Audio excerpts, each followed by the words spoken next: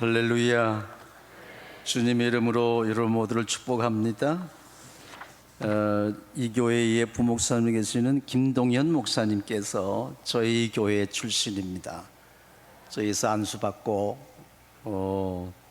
또 여러분들의 초청을 받아서 이 교회에서 섬기게 돼서 너무 감사한데, 김동현 목사님이 우리 담임 목사님을 얼마나 자랑을 하는지 어떤 분이신가 제가 이 사진은 봤습니다만은 직접 뵙고 나니까 교회가 규모가 큰 교회의 목사님하고는 전혀 다른 첫인상이었습니다. 정말 따스하신 목사님이구나, 이제 그걸 보면서 한바제일교회 여러분들은 참 복받은 분들이다. 원로 목사님 대신 이영원 목사님을 통해서도 하나님의 큰 축복이 이어졌습니다마는 이왕이면 갑절의 복이 이어갈 수 있기를 축복합니다. 제가 이영원 목사님을 만난 것은 제가 계산을 해보니까 30년 정도 된 것 같습니다. 이 교회가 과거에 방직 공장인가 그럴 때에 유리가 깨어진 유리 폐허된 공장 건물이 있었는데, 그때 여기 와서 함께 기도하며 이곳을 하나님이 주셨다고, 이제 그렇게 정말 이곳을 하나님이 성전으로 세워주셔서 얼마나 감사한지 모릅니다. 제가 쭉 과거를 추억해 보니까 우리 목사님과는 우리 침례신학대학교의 박사원이 처음 개원했을 때에 저도 들어가게 되고, 그때 처음 만나서 아마 그 해인가 처음에 교회가 도마동에 있었던가요? 거기 옛날 교회의 모습 그대로 그 교회에서 우리 권사님도 밥도 얻어 먹고 또 예배도 같이 드린 적이 있는 그런 기억이 있습니다. 제가 존경하는 이영원 목사님이신데, 같이 차를 타고 이제 이 승합차를 타고 이렇게 여행을 국내로 여행하는데 순간순간 막 두 손을 들고 그 창밖을 바라보면서 방언으로 막 기도를 하는 거예요. 그래서 우리는 짓궂어서 옆구리 찔러가면 도대체 뭐한 짓이냐 그러고 막 놀려대고 했는데 말씀을 안 하시더라고요. 근데 나중에 제가 한 것은 교회라는 간판이 보이는 곳, 십자가 종탑이 보이는 곳마다 축복을 하는데, 큰 교회, 세상 말로 큰 교회 목사님들 또 교회를 축복할 때는 더 크게 막 하나님 주의 종의 사자 목사님에게 기름 부으시고, 또 교회가 이 지역 전체를 책임지고 한국을 책임지고 미래 이 세계를 책임지는 교회가 되게 되면 막 그렇게 축복을 막 하는 거예요. 그래서 거리려니 했는데 미국의 교회 탐방을 같이 가면서, 미국에는 교회 간판인 데가 별로 안 보이잖아요. 근데 어쩌다 교회가 만나게 되면 그냥 거기 되고도 그냥 교회는, 그래서 한국에서는 한국 교회만 축복할 줄 알았더니만은 미국 교회도 축복하시더라고요. 그래서 제가 물어봤어요. 왜 그러냐 물어봤더니만은 한국 교회나 미국 교회나 주님의 몸 된 교회라고. 또 작은 교회, 개척 교회를 위해서는 다 간절한 마음으로 기도를 하는데 주의 종 사자 목사님에게 능력을 주시고 이곳을 통해서 영혼 구원의 역사가 일어나게 하시고 이 교회를 통해서 이 지역이 변화되게 하옵소서 막 그렇게 축복을 해주는데, 제가 생각할 때는 그 교회 안팎에서도 다 통하는 얘기지만 사촌이 논사면 뭐하다? 배 아프다는데, 이것은 목회 현장에서는 어쩌면 남 모르게 더 강할 수도 있습니다. 사촌이 논사면 배 아픈 것이 아니라 교회에서는 구역 식구가요, 아파트 한 평만 넓어도 구역예배 안 옵니다. 몸져 눕는 바람에 이제 그런 식이고, 목회자의 세계에서도 이 굉장히 강하죠. 그것은 경쟁력이라고 할 수 있겠습니다만은 또 좋은 말은 열정이라도 하는데, 이런 보이지 않는 이런 것들이 있는데 정말 진심으로 전심으로 축복할 수 있겠는가? 저 이런 고민을 하면 저도 목사님 따라서 해봤어요. 안 되더라고. 1년을 하고 2년쯤 막 억지로 축복하고 했는데 한 2년 지나니까 제 속에 하나님이 주시는 그 마음이 생기기 시작하더라고요. 전심으로. 그래서 지금은 그래서 어느 곳을 가든지 주의종 목사님들과 또 장로님들 또 이렇게 교회를 보게 되면요, 저절로 저에게 그러한 축복이 나옵니다. 와, 이건 대단한 거예요. 그래서 저희 교회에서 제가 지금 그 35년 이상 됐는데 목회하면서 이 세상을 어떻게 좀 변화시켜 봐야 되겠다, 어떻게 변화시킬 수 있을까, 이런 고민을 하다가 하나님이 지으신 세상은 매일매일 창조하신 세계는 보시기에 심히 뭐였더라? 좋았더라. 그것은 아름다웠단 말이거든요. 그러면 이 세상을 어떻게 아름다운 세상으로 좀 변화시켜 볼 수 있을까?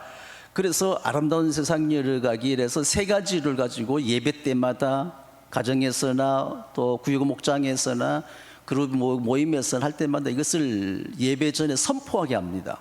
그래서 그 첫 번째 아름다운 세상 열어가기 한번 보여주시겠습니까? 저희 교회에서 하는 대로 여러분도 함께 한번 해볼 수 있도록 하십시다. 아름다운 세상 열어가기 첫 번째 뭐죠? 모든 부정적인 마음, 생각, 말을 포기합니다. 두 번째는 뭐죠? 세 번째는 이 나보다 나은 자를 진심으로 축복한다는 이 말이, 이 선포가 저를 이렇게 오늘까지 이곳에 세워준 이영환 원로 목사님으로부터 굉장히 영향력을 받았고, 성경에 보니까 빌립보서 2장 3절에 나보다 나은 자를 진심으로 축복합니다는 말은 메시지가 나오더라고요. 그래서 정말 나보다 나은 자를 진심으로 축복한다는 것, 여러분 이 세 가지 아름다운 세상을 열어갈 수 있다면 여러분을 통해서 더 놀라운 일들이 나타날 줄로 믿습니다. 그래서 저를 경험한 많은 교회와 또 목사님들이 함께 이 아름다운 세상 열어가기를 선포하면서 교회마다 어떤 변화를 통해서 세상을 변화시킬 수 있는, 정말 하나님이 본래 창조하셨던 그 뜻대로 이 모든 피조물들을 회복시킬 수 있는 그러한 무브먼트를 제가 이루어가고 싶습니다. 우리가 어쨌든 예수를 만났고 또 만났다고 하는 분들도 많이 있습니다만은 예수를 믿는 사람들, 교회 다니는 사람들 중에서도 예수에 대한 경험은 사람마다 다 다를 수밖에 없는 것이죠. 그런데 제가 최근에 와서 느낀 것은 뭐냐면, 내가 예수를 만나고 싶어서 만난 것이 아니라 예수님이 나를 만나주셨다는 사실을 더 확신하게 믿게 된 것입니다.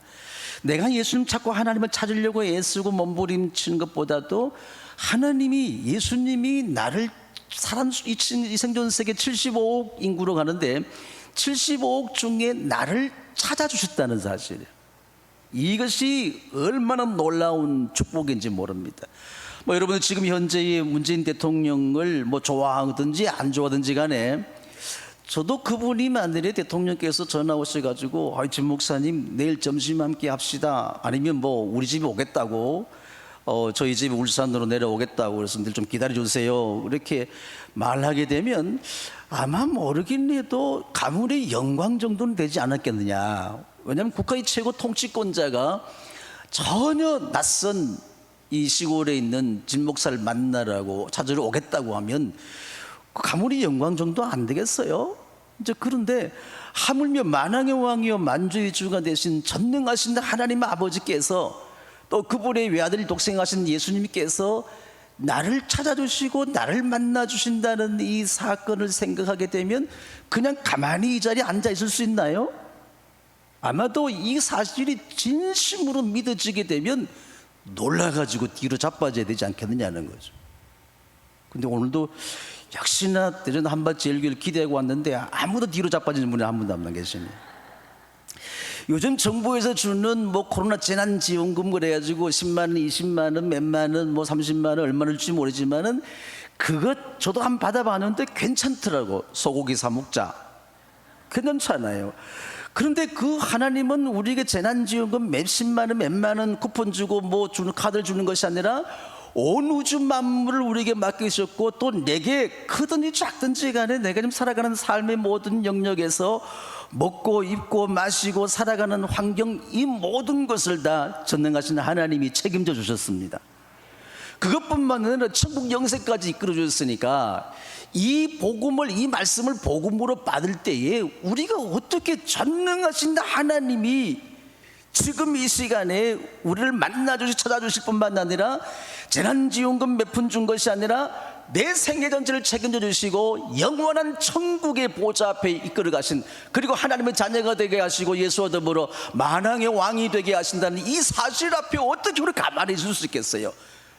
다 뒤로 자빠져야 되잖아요. 그냥 앞으로 넘어지든지. 그래야 이게 정상이지 않겠어요? 아닙니까? 근데 우리는 지금 예수와 복음을 믿고 있으면서도 뭔가 지금 잘못되어 가고 있는 것이 아닌가? 그토록 믿음이 좋다고 하는데 저희 교회도 이 말씀을 수없이 많이 해도 아무도 안 자빠지더라고. 그래서 때로는 안수기도 막 성령 대만기도 할 때에 아이 머리도 뭐 짓눌려야 겨우 넘어지는 사람들 봤어요. 그것이 아니라 우리가 아침에 자라고 눈을 뜨는 순간에 오 하나님, 오늘도 하나님 자녀로 하루를 살 수 있는 이 축복 주셔서 감사합니다. 이걸 생각하게 되면 감격스러워서 다리가 후들후들 떨리고 그냥 어떻게 뭐 견딜 수 있겠어요? 이런 감격이 오늘 여러분 속에 살아나기를 주 이름으로 축원합니다. 오늘은 예수님을 만난 사람들을 세 가지 경우만 제가 말씀드리고자 하는데, 회당장 야이로의 딸이 죽어가고 있던 소식을 들었습니다. 급한 전가를 받고 예수님이 회당장 야이로의 딸이 집을 찾아가는데 사람들이 너무 많이 인사대를 몰려들어서 밟히고 서치고 뭐 난리 났겠죠. 그런데 그 소문을 들은 이 12년 동안 혈류증을 앓는 여인, 잘 아시죠? 12년 동안 하혈을 하고 있는 부정한 여인입니다. 그동안 온갖 병의원, 약국 좋은 거, 용하다는 거 다 찾아다녔지만 낫지 못했습니다. 부정한 여인이기 때문에 모든 공중교제가 금지됩니다. 가족들로부터 버림당할 수밖에 없습니다. 피를 흘려왔기 때문에 파리해지고 힘이 없는 그 여인이 예수님에 대한 소문을 듣고, 내가 예수님이 저 옷자락 끝자락에 손가락 끝만 닿아도 나는 내 병이 나을 거야, 이런 믿음을 가지고 나왔는데, 문제는 너무나 많은 사람들이 애워싸미는 모습을 보고 12년 동안 피를 흘려온 이 여인이 거기 갈 수 있는, 접근할 수 있는 방법이 없었던 거예요. 포기했을까요? 포기했을까요? 같이 해보세요. 포기하지 마세요. 이 여인은 믿음이 뭐죠? 예수님이 그분이 내 모든 병의 근원 뿌리부터 고치실 분이라 확실히 믿었던 것입니다. 예수님이 옷자락에 손끝만 닿아도 나는 나을 거야. 절망과 고통 가운데 세상으로 버림당하고 사랑하는 가족들도 버림당할 수밖에 없는 부정한 중에 부정한 여인의 모습으로 일평생 살아갈 수밖에 없고 죽을 수밖에 없는 이런 가련한 여인, 자기 신세를 알잖아요. 마지막 희망은 예수님의 옷자락이에요. 옷자락 끝에 손만 대면 나을 것이다. 여러분, 주님이 옷자락에 오늘 밤에 손가락 끝만 닿아도 여러분의 인생의 문제가 해결될 줄로 믿습니다. 예수님이 옷자락 끝에 내 손가락만 닿아도 자기 믿음으로 나온 거예요. 주님이 옷자락 끝에 내 손끝만 닿아도 포기하지 않고 그 수많은 무리들을 뚫고 들어서 어찌어찌해서 겨우 닿는 그 순간에 자기 몸에서 병의 근원이 딱 깨끗이 고친 줄 믿었습니다. 그 순간 급한 걸음을 옮기시던 예수님께서 걸음을 멈추시고 주변을 돌려보시면서 내 몸에서 능력이 나간다더라. 지금 내 몸에 손을 댄 자가 누구냐? 아이고 예수님, 지금 사람들이 얼마나 몰려드는데 밟히고 찢기고 난리 났는데 누구 손인들 닿지 않고 누구 몸에 닿지 않았겠습니까? 아니야, 분명히 어떤 목적을 가지고 내 몸에 손을 댄 자가 내 몸에 능력이 나갔다는 걸 알고 그 급한 걸음을 멈추시고 찾으신 예수님, 누굴 찾았죠? 12의 혈류증 앓는 그 여인을 찾으셨어요. 오늘 수많은 사람 중에, 수많은 사람들이 애워싸 미는 가운데 이 한밭제일교회에서도 예수님이 옷자락 끝에 내 손끝만 닿아도 내 병이 나을 것입니다, 이 믿음으로 나와서 포기하지 않고 여러분 주님의 손길에 터치됐을 때에 주님이 여러분을 찾으십니다. 오늘 주님이 찾으시는 분 되기 바랍니다. 그 믿음으로 나오는 거예요. 우리가 이 믿음 다 가지고 있잖아요. 손가락 끝 한번 내보세요. 주님, 이 손가락 끝이 주님이 옷자락 끝에만 서쳐도 나는 인생 문제가 해결되겠습니다. 이 믿음이 필요합니다.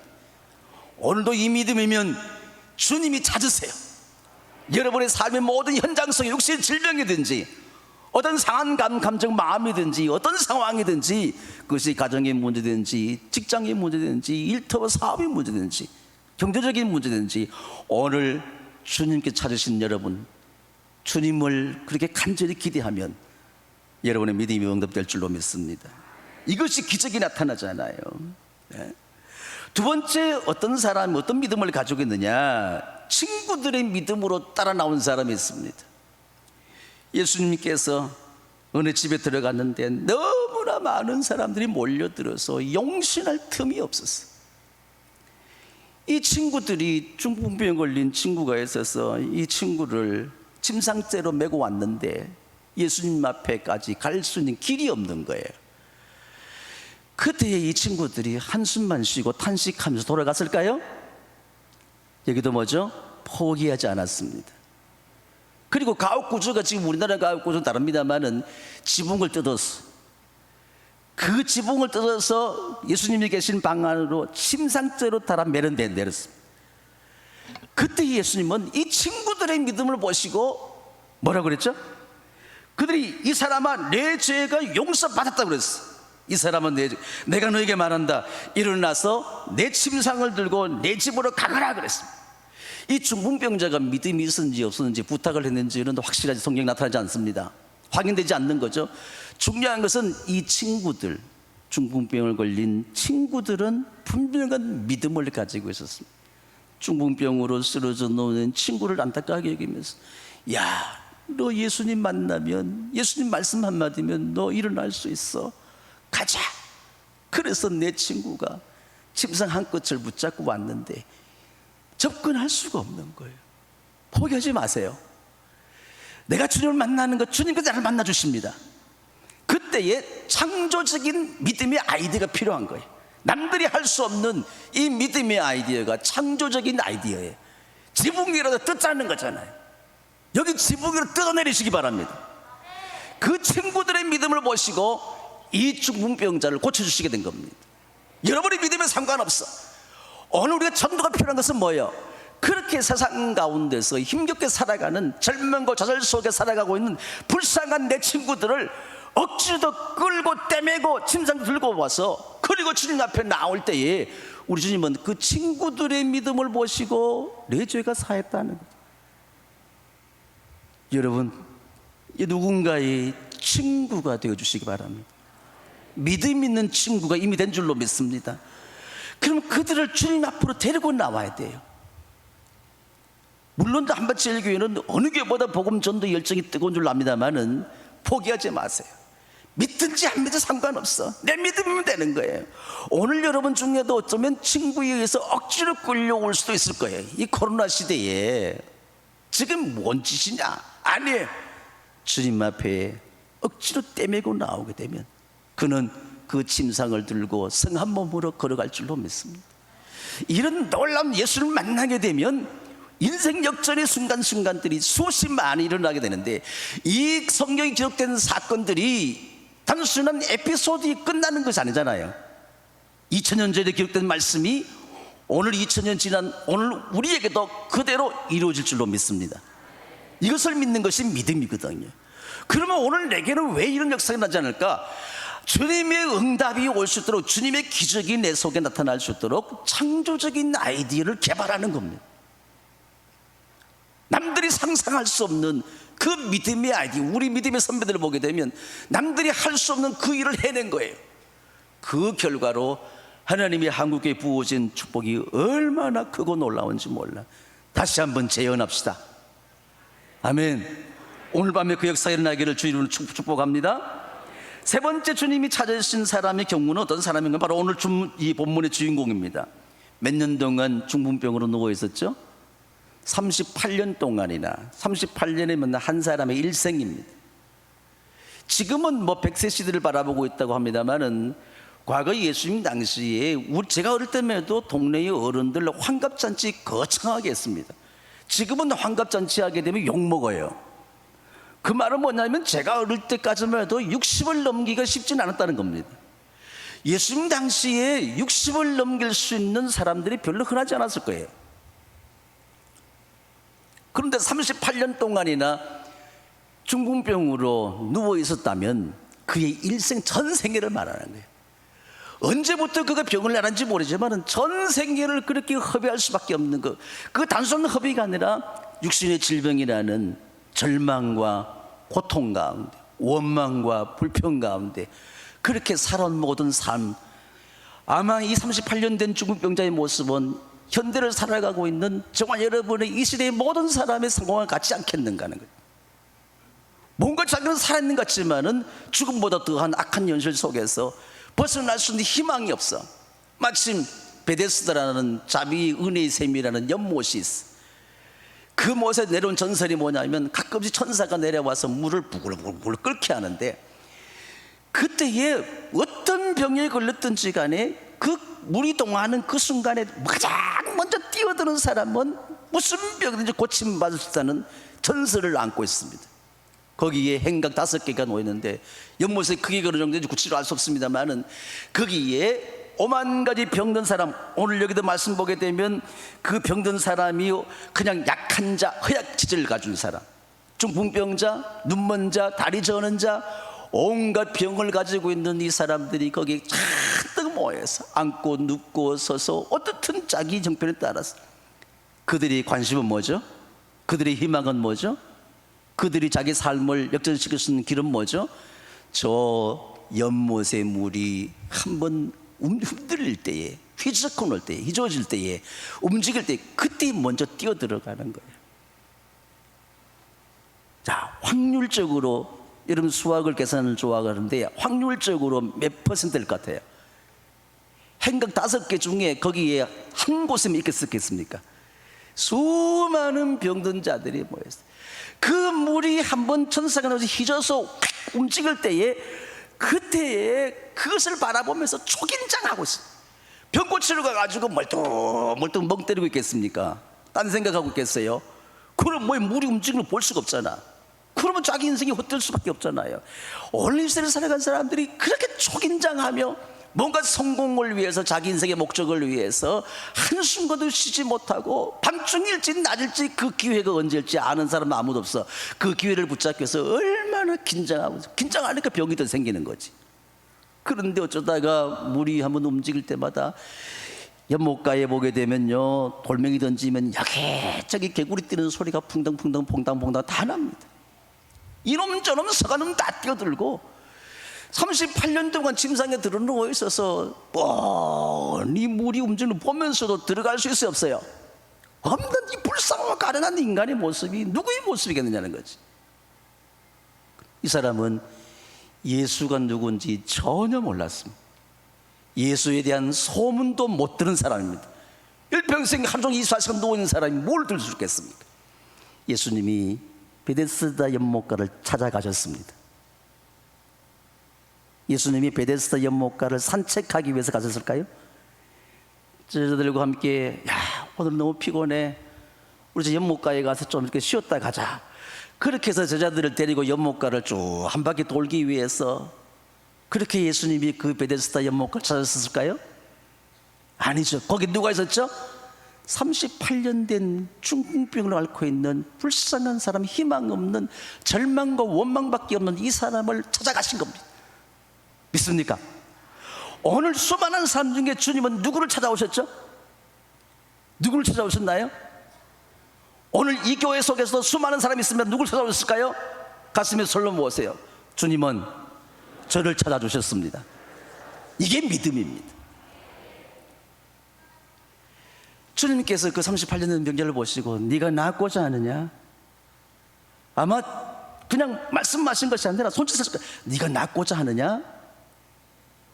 오늘 제가 주님이 될 테니까 여러분이 38년 된 병자가 되어보세요. 네가 낫고자 하느냐? 그 사람은 예수도 몰랐다니까 뭐 아멘을 했겠어요? 정말 그랬을까요? 무슨 쓸데없는 소리를 그렇게 하십니까? 내가 지금 38년 동안 병이 들었어. 이 연못가에 엎드리고 자빠지건 지가 지금 몇 년인지 모르는데 저 물이 움직이면 누구든지 뛰어들어가면 다 무슨 병인지 고친다고 하는데 내가 초긴장 상태에 있다가 물이 부글부글 끓어오르는 걸 처음 먼저 봤습니다. 먼저 봐도 소용없어요. 여기저기 개구리 뛰듯이 풍덩풍덩 뛰어든 놈들이 있어요. 나를 누군가 저기 그 물이 움직일 때에 던져줄 사람이 없네요. 이 원망 섞인 절망의 절규를 이 사람은 예수님께 하게 된 겁니다. 누군지 모르시지만은 내 모습을 보고 무슨 위로가 될지 모르겠습니다만은 쓸데없는 말 하지 마세요. 낫기 원해서 지금 일평생 여기 들어누워 있는 거 아닙니까? 근데 지금은 모든 가족들로부터 버림당하여 어느 누구도 우리가 움직일 때 나를 연못으로 집어 던질 사람도 없습니다. 이 대답이 뭐죠? 절망과 원망이 깊어지는 것. 거기에 좀 더 성한 사람이 풍덩풍덩 다 뛰어들고 나면 자기의 몸을 뒹구르도 갈 수가 없는 그 길. 희망이 있습니까 없습니까? 막연하게 희망을 가지고 있지만 분명한 희망이 없는 것. 그런데도 여전히 그곳에 드러누울 수밖에 없는 이런 불쌍한 처지가 예수를 전혀 모르는 오늘 이 세대 사람들 같지 않겠는가. 그런데 중요한 것은 뭐죠? 오늘 예수를 만난 사람들, 예수님이 찾으신 사람들이 공통된 특징은 포기하지 않는 겁니다. 포기하지 마세요. 작은 희망이 끓이지만 포기하지 않고 그 희망의 끈을 붙잡고 어떻든 무림으로 내가 한번 뛰어들면 되는데 이런 온갖 고민을 다 하고 있습니다. 주님께서는 내가 낳고자 하는 물었을 때에 어떻게 절망이 가득하고 원망 가득한 그 하소연이 뭐냐는 것이지. 오늘 교회 안팎에서 지금 코로나 시대를 지나면서 우리가 드리는 원망과 절망 섞인 하소연이 뭡니까? 기도의 내용이 뭡니까? 주님 안 돼요, 할 수 없어요, 망해요, 희망이 없어요, 절망이에요. 그런 막연한 희망이라도 가지고 주님 옆에 나왔다면 오늘 주님께서 여러분을 찾아주실 줄로 믿습니다. 이미 이 시간 우리에게 찾아주셨습니다. 주님은 그 병자를 향해서 뭐라고 그랬죠? 요한복음 5장 8절에 보게 되면 일어나서 내 자리를 걷어가지고 걸어가거라. 일어나서 내 자리를 걷어가지고 걸어가거라는 것입니다. 한평생 한 번도 앉지도 못했던 자가 어떻게 했습니까? 일어나게 된 거예요. 그런데 이 사람은 자기를 고치는 자가 누군지도 몰랐는 거예요. 누가 어떻게 그날이 안식일이었어요. 안식일. 이 사건을 통해서 예수님이 집중적으로 조직적으로 유대인들도 공격을 당하기 시작합니다. 왜냐하면 자신이 안식일의 주인이라고 하시고 하나님과 동일시한 사건이기 때문에 이것은 성경 속에서 굉장히 중요한 포인트가 되게 되는 것입니다. 그런데 그 예수님이 누군지도 모르고 네가 왜 안식일날 내가 왜 자리를 들고 걸어가느냐, 나를 낫게 해준 그 사람이 그렇게 했다는 거잖아요. 팩트예요. 단순한 사건이에요 이것은. 그리고 어느 날 며칠 지난 후에 성전에 들어갔는데 그때 예수님이 다시 찾아주셨어. 다시는 죄를 범하지 말라. 더 악한 것이 생길 수 있으니까 다시는 죄를 범하지 말라. 그 순간에 그분이 자기를 낫게 하신 분이 예수님이라는 것을 알았습니다. 여러분, 오늘 혹시 여러분이 예수가 누군지 전혀 몰라도 상관없습니다. 주님은 여러분을 찾아주셨습니다. 예수에 대한 소문이 전혀 없어도 상관없습니다. 예수님이 여러분을 찾아주셨습니다. 그분이 하나님이요, 그분이 여러분의 인생의 모든 문제를 해결해 주실 분이요. 그런데 제가 오늘 설교를 하다가 가만히 낮에 설교를 생각해 보니까 전능하신 하나님이며 그분의 보내신 독생하신 외아들 예수님이신데 이분이 지금 가서 그 38년 된 일평생 동안 들어누워있는 중풍병자에게 내가 낫고자 하느냐 이렇게 말했을 때에 제가 지금 스피커를 통해서 설교를 하고 있습니다. 오늘 우리 중에 여러분 제 설교가 귀에 안 들리는 분 손 들어보세요. 아무도 없죠? 다 들리죠? 지금 저는 이쪽 귀가 좀 이상해서 앉아있으니까 여기서는 모니터는 전혀 안 들리더라고요. 왕왕왕 거리기만 나고. 그래서 이 담임 목사님이 무슨 말씀을 하는지 제가 잘 몰라요. 눈치껏 제가 나왔는데 보세요. 예수님께서 말씀하신 베데스다 연못가에 38년 된 중풍병자 혼자 이렇게 거적대기에 누워 있었을까요? 그 장면을 상상해 보자고. 저는 혼자가 아닐 거예요. 그 주변에 수많은, 예를 들어 이스라엘에 있는 수많은 병든 자들이 크고 작은 병을 가진 사람들, 뭐 요즘 말로 뭐 불치병, 아니면 뭐 감기병, 아니면 뭐 다리고 무좀병, 별것 다 가지고 와서 기다리는 사람이 있을 거 아니겠어요? 거기는 수많은 사람들이 몰려 있었지 않았겠느냐? 그렇다면 네가 낫고자 하느냐 이 음성을 38년 된 중풍병자만 들었겠냐는 거예요.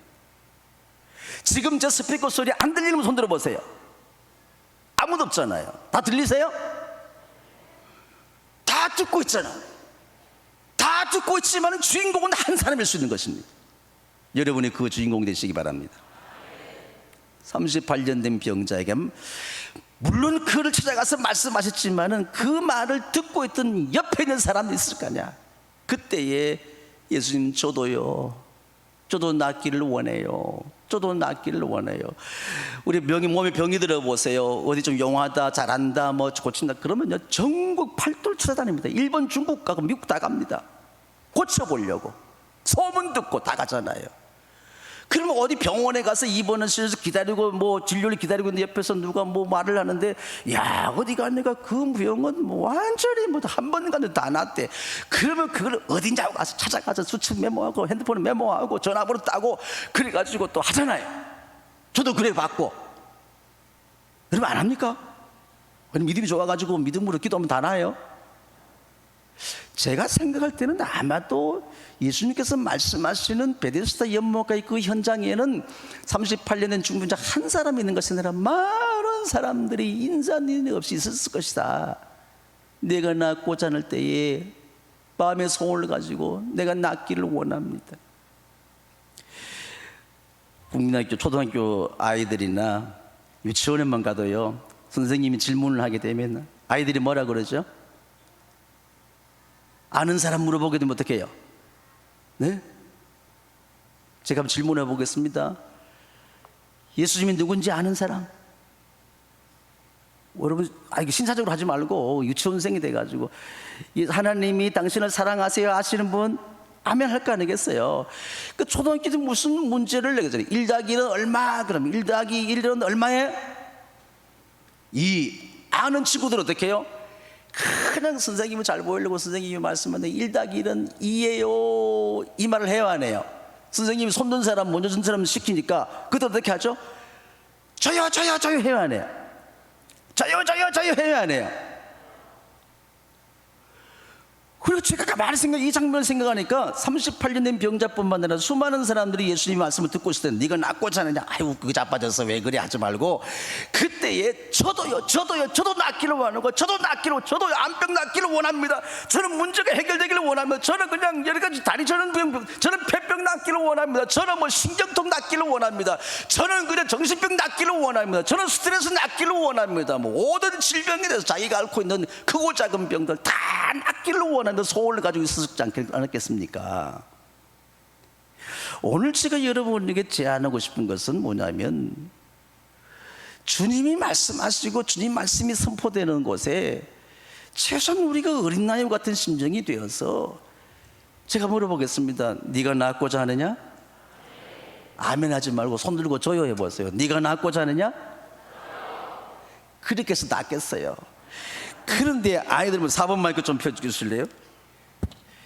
그런데 제가 생각하기에 우리 어릴 때는 뭐 선생님이 질문을 하게 되면 그냥 가만히 앉아가지고 자신 공부 못하는 자신 없는 놈은 저요 그러고, 부끄러운 애들은 또 정말 정치인들은 저요 그러다가 여기저기서 다 저요 그러면 저요 그러고 앞으로 뛰어나가야 안 그래?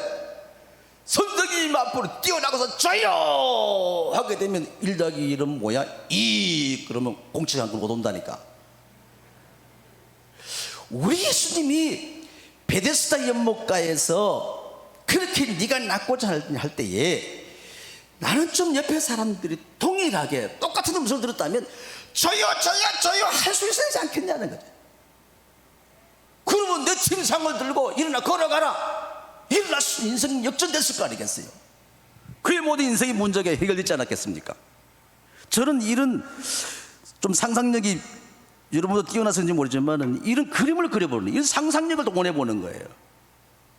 그래서 오늘 밤에 제가 한밭 일기 초청받아서 뭘 할까? 오늘은 기도할 때에 주의하지 말고 저요 해보세요. 한번. 이해하셨습니까? 연습을 해봐요. 네가 낫고자 하느냐? 네가 낫고자 하느냐? 저기 친구, 네가 낫고자 하느냐? 그때에 내 상황이 절망이고 희망이었고 당신이 누군지 모르지만은 오늘 진목서 통해서 이미 선포된 이 목사님이나 우리 김 목사, 단 목사 통해 선포되는 주님의 복음, 예수의 복음이 분명하잖아요. 그러면 저도 그렇게 되기를 원합니다. 저도 내 인생이 오늘 이 시간에 터닝 포인트, 내 인생이 역전되기를 원합니다. 어느 누구도 돌보지 않고 외면해버리는 이 저주받은 내 모든 인생이 지금 오늘 예수 당신 만나서 뭔가 멋있게 하면 변화되기를 원합니다. 할렐루야. 그럴 때 주님께서 묻지 않습니까? 네가 낳고자 하느냐? 뭐 아멘이야 해보라니까. 네가 낳고자 하느냐? 아이고 저요 한 번에 되겠어요? 저요 한 번에 누가 봐주겠어요? 저요 선생님 저요 예수님 저요. 그럴 때에 네 자리를 들고 일어나 걸어가라. 이 믿음의 용기가 필요한 거예요. 포기하지 마세요. 오늘 기도할 때는 주의하지 말고 그냥 저요 이런 기도가 됐으면 좋겠는데, 여러분 습관적으로 주의하니까 저요 하지 말고 주여 하세요. 그 하나님이, 왜냐하면 독생하신 아들을 이 땅에 보내주신, 십자가에 못 박혀 죽기까지 하신 그 예수님이 여러분 부르짖는 여러분들에게 좋은 것을 주시지 않겠느냐.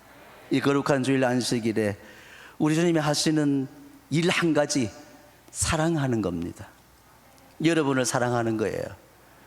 여러분을 사랑하시는 그 아버지 하나님, 독생하신 아들 예수님, 그분의 사랑의 눈으로 바라보실 때에 주님 저도 원합니다. 저에게도 이 놀라운 은총, 이 기적을 나타내게 하옵소서. 지금 내 상황이 절망이 깊어지게 되고, 가족들로부터 버림당하게 되고, 외면당하게 되고, 세상에 정부 줄 것 아무것도 없고, 절망과 원망뿐인, 탄식뿐이고, 내가 병든 것은 내가 어떻게 해줄 수 있지만은 어느 누가 나를 격려해주고 밀어주면서 저 무물 속에 던져놓을, 1순위가 아니라 20순위 30순위 대로 던져놓을 자가 아무도 없습니다. 이런 깊은 절망 속에서 어느 누구도 나를 도와줄 자가 없지만은 주님은 오늘 밤에 여러분을 찾아주셨습니다.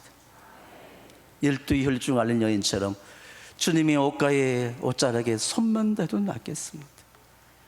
친구들이 포기하는 그 믿음, 지붕을 떨어내리는 창조적인 믿음을 가지고 나아갔을 때에 이 사람이 누군지도, 예수가 누군지 몰랐지만은 그 후에 자기를 고쳐준 사람이 예수님을 알았던 것처럼 주님이 찾으실 때에 여러분들이 오늘 이 밤에 나오셔서 우리 믿음으로 나오지 않습니까? 그럼 주님, 저도 내 인생의 모든 문제가 오늘 밤에 해결되기를 원합니다. 내 모든 기도와 간구가 해결되기를 원합니다. 마음의 상처가 치유되기를 원합니다. 육신의 극한 질병에서 고침받기를 원합니다. 오늘 여러분 무엇을 원하십니까? 여러분도 낫기를 원하십니까? 그럼 두 손 들고 우리 주여 한번 크게 외치고, 내 믿음 왔든지 친구의 믿음 따라왔든지 예수가 누군지 몰라도 주님께서 찾아주신 사람, 주님을 만난 사람, 이 놀라운 축복, 주님 내가 낫기를 원합니다 말씀이라고 하십니까? 그러나 나를 저 우물 속에, 샘 속에, 연못 속에 던져줄 자가 아무도 없습니다. 병든 것보다도 소외된 마음, 외로움, 버림당한 것, 이것이 더 억울하지 않습니까? 오늘 주님 저도 낫게 하옵소서.